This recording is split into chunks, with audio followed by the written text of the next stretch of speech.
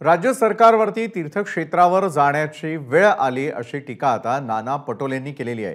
महाराष्ट्राच्या जनतेनं या सरकारला जागा दाखवल्याचं देखील नाना पटोले म्हणाले। काल बजेट सादर केलं, घोषणा केल्या, पण पैसे कुठून आणणार असा थेट सवालही नाना पटोलेंनी उपस्थित केलाय। आता या सरकारलाच तीर्थावर जायची वेळ आलेली आहे आणि हे सरकार गडबडलेलं आहे। महाराष्ट्रामध्ये लोकसभेच्या निवडणुकीच्या पराजयानंतर या सरकारची मानसिकताच ढासळलेली आहे। त्यामुळे कालचं आपण बजेट पाहिलं तर या बजेटमध्ये हे भांबावलेलं सरकार जे असतं ती परिस्थिती आपण पाहिलेली आहे। पैसा कुठून आणणार त्याची अजून कुठलाही बजेटमध्ये प्रोव्हिजन नाही। एबीपी माझा, उघडा डोळे बघा नीट।